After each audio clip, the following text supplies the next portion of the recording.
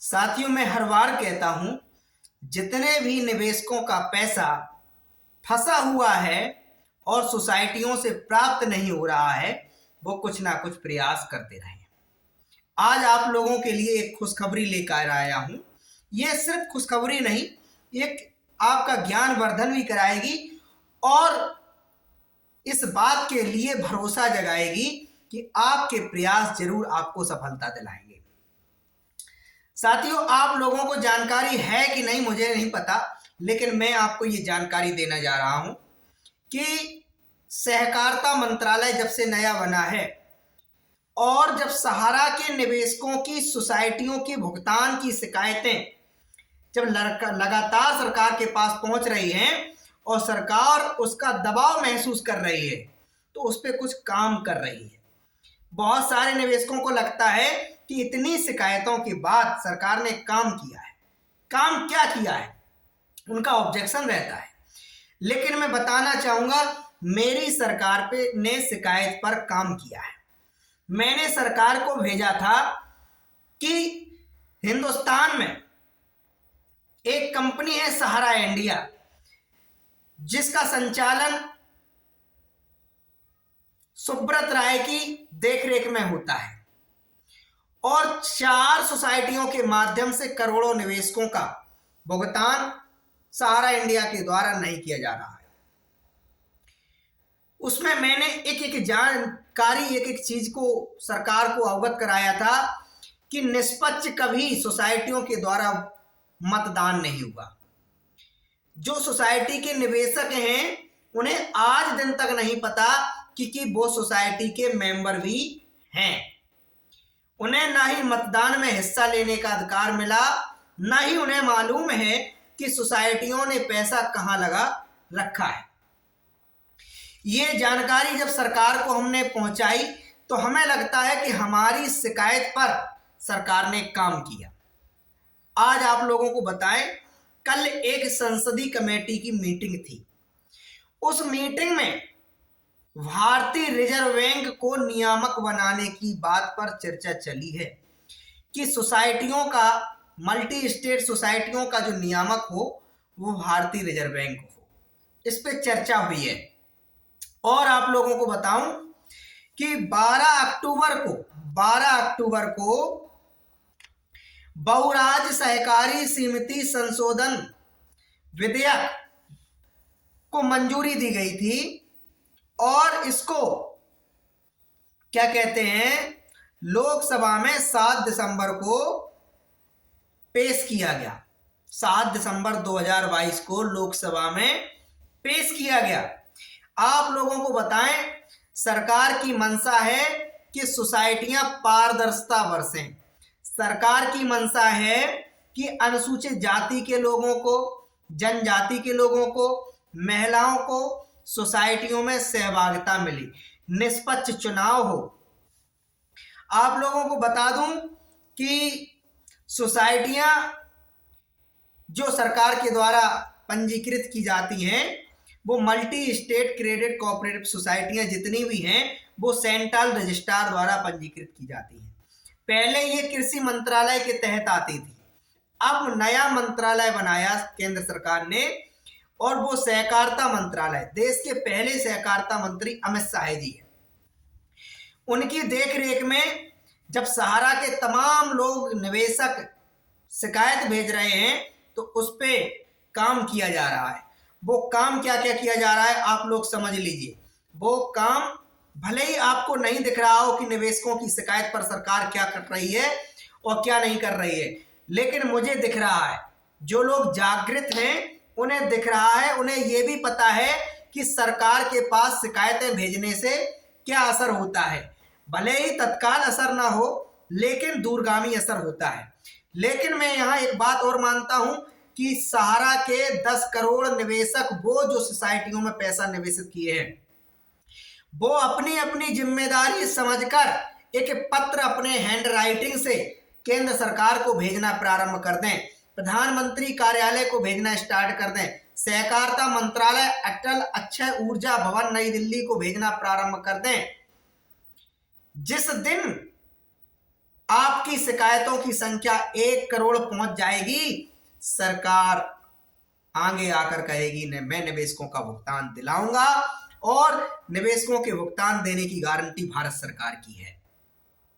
आप लोग इस महाअभियान में जुटिए, अपनी अपनी जिम्मेदारी समझिए कि सरकार तक कम से कम एक रिकॉर्ड तो पहुंचा दीजिए कि हमने भी सहारा की सोसाइटी से एक सर्टिफिकेट लिया है, निवेशित धनराशि की है, एक खाता खुलाया है, और उसका परिपक्व अवधि के बाद भुगतान प्राप्त नहीं हो रहा है।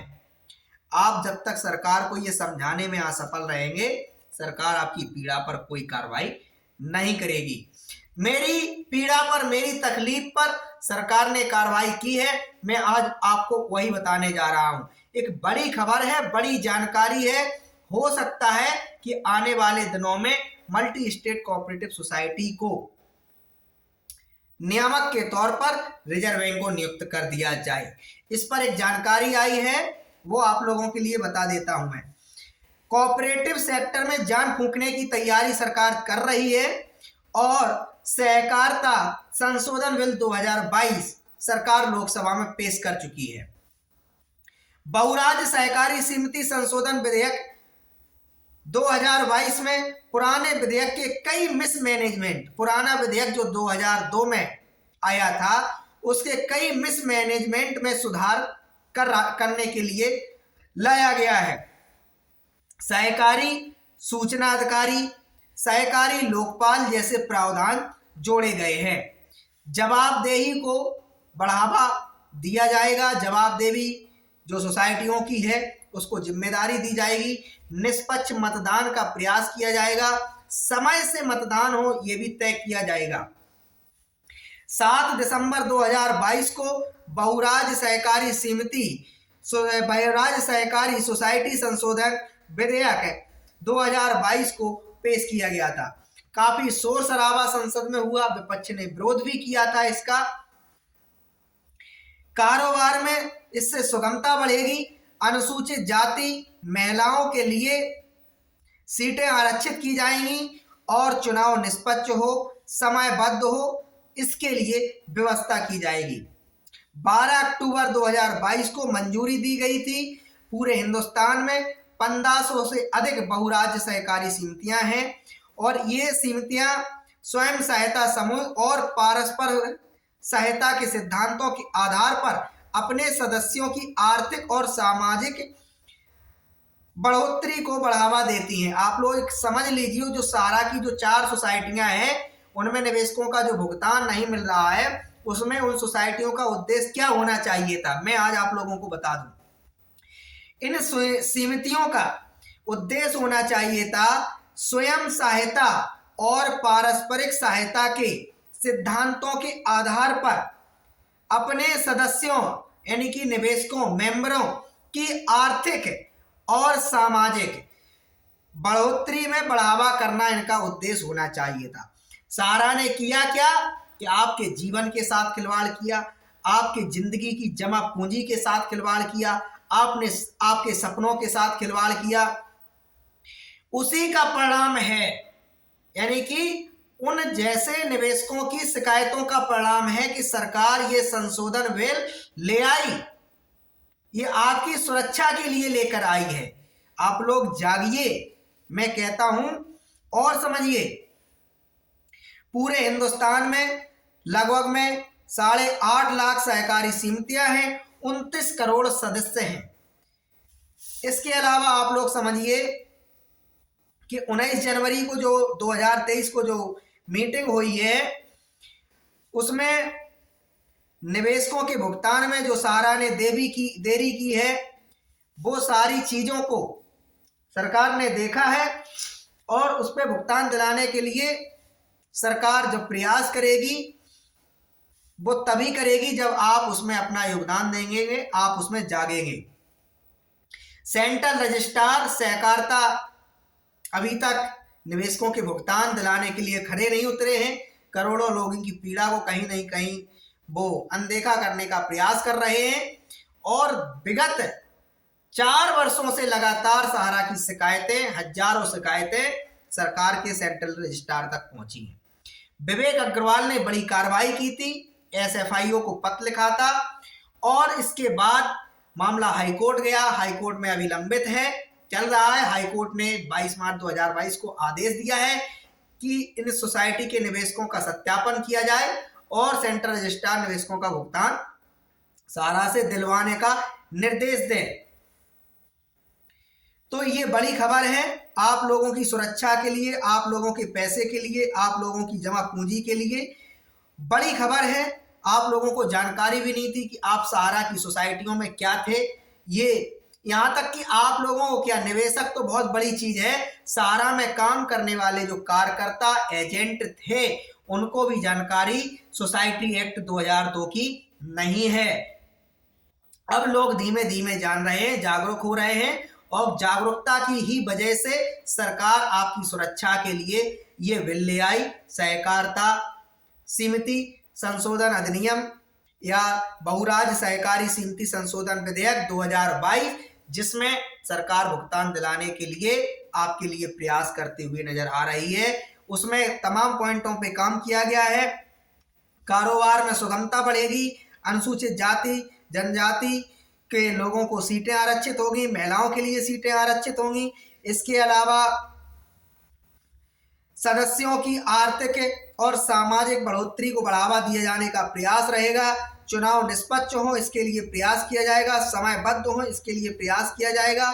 ये कारपोरेटिव सेक्टर में जान फूंकने की सरकार की तैयारी है।